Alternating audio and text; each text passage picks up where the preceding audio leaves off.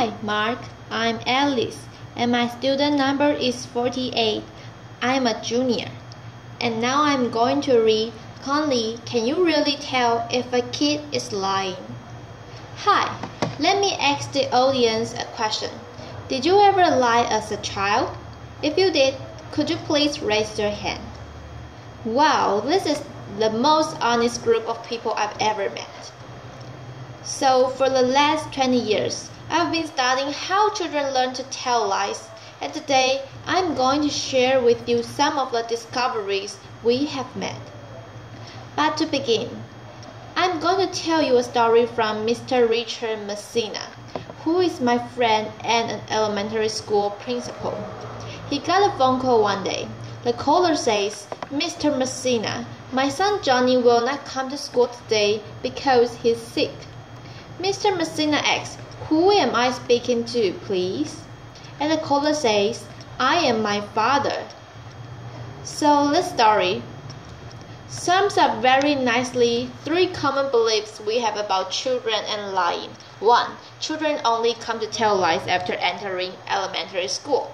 2. Children are poor liars. We adults can easily detect their lies. And 3. If children lie at a very young age, there must be some character flaws with them, and they are going to become pathological liars for life. Well, it turns out all of the 3 beliefs are wrong. We have been playing guessing games with children all over the world. Here is an example. So in this game, we ask children to guess the numbers on the cards, and we tell them if they win the game, they are going to get a big prize. But in the middle of the game, we make an excuse and leave the room. And before we leave the room, we tell them not to pick at the cards. Of course, we have hidden cameras in the room to watch their every move.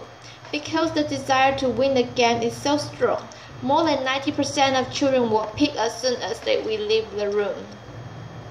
The crucial question is, when we return and ask the children whether or not they have picked, will the children who picked confess or lie about their transgression? We found that regardless of gender, country, religion, and at 2 years of age, 30% lie, 70% tell the truth about their transgression. At 3 years of age, 50% lie and 50% tell the truth. And at 4 years of age, more than 80% lie. And after 4 years of age, most children lie. So, as you can see, lying is really a typical part of development, and some children begin to tell lies as young as 2 years of age. So now, let's take a closer look at the younger children. Why do some, but not all young children lie? In cooking, you need good ingredients to cook good food, and good lying requires 2 key ingredients. The first key ingredient is theory of mind, or the mind-reading ability. Mind reading is the ability to know that different people have different knowledge about the situation, and the ability to differentiate between what I know and what you know. Mind reading is important for lying because the basis of lying is that I know you don't know what I know, therefore I can lie to you. The second key ingredient for good lying is self-control. It is the ability to control your speech, your facial expression, and your body language, so that you can tell a convincing lie. And we found that those young children who have more advanced mind reading and self-control abilities tell lies earlier and are more sophisticated liars. As it turns out, these 2 abilities are also essential for all of us to function well in our society. In fact, deficits in mind reading and self-control abilities are associated with various developmental problems, such as ADHD, and autism. So, if you discover your 2-year-old is telling his or her first lie, instead of being alarmed, you should celebrate, because it signals that your children has arrived at a new milestone of typical development. Now, are children poor liars? Do you think you can easily detect their lies? Would you like to give it a try? Yes? Okay, so I'm going to show you two videos. In the videos, the children are going to respond to a researcher's question. Did you peek? So try to tell me which child is lying and which child is telling the truth. Here's child number 1. Are you ready? Did you peek? Child say no. Calmly, and this is child number 2. Adult say, did you peek? No. Okay, if you think child number 1 is lying, please raise your hand. And if you think child number 2 is lying, please raise your hand, okay? So, as a matter of fact, child number 1 is telling the truth, child number 2 is lying. Looks like many of you are terrible detectors of children's lies.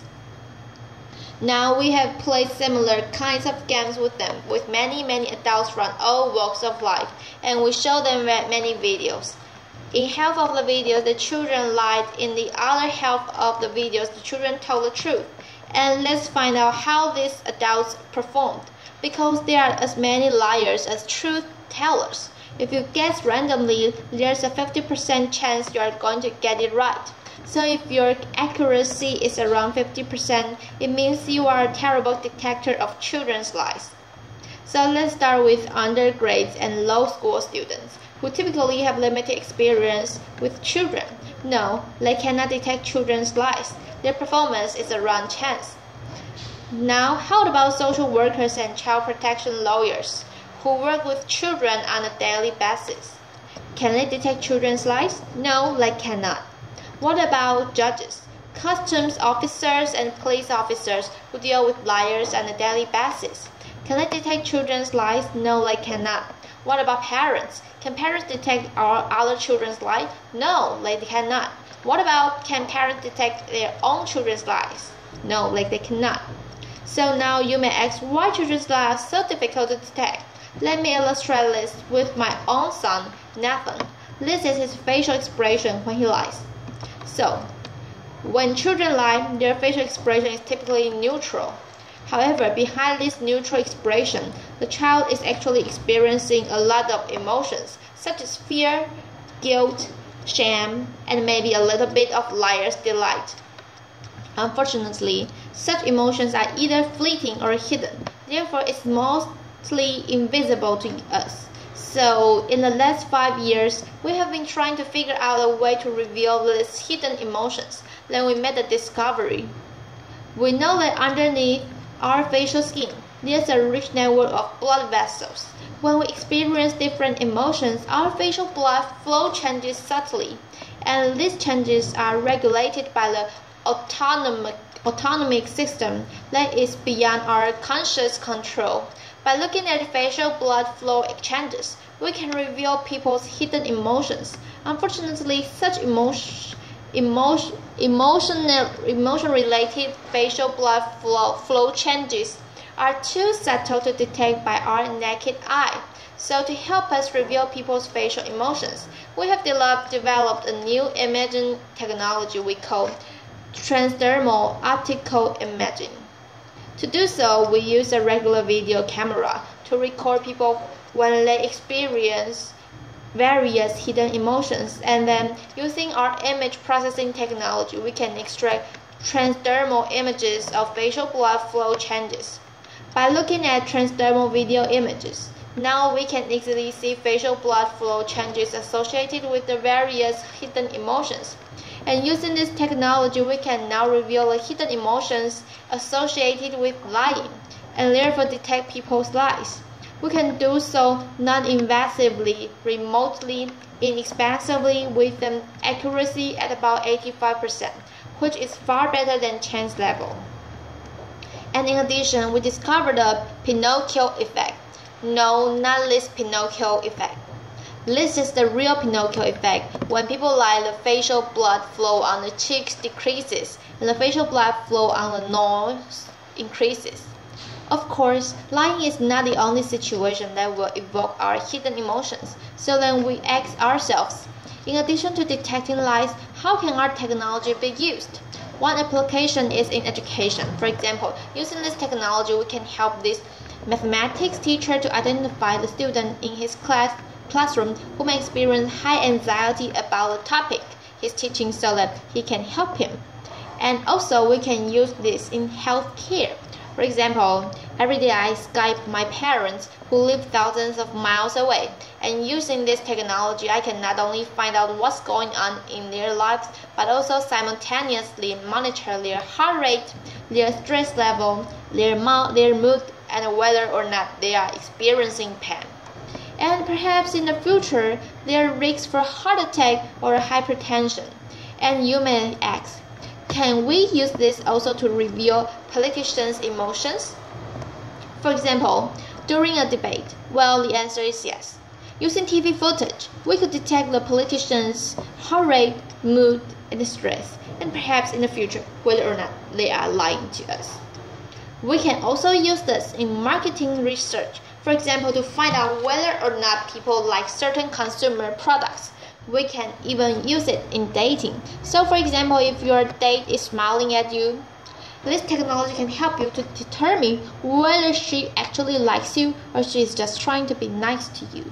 And in this case, she's just trying to be nice to you.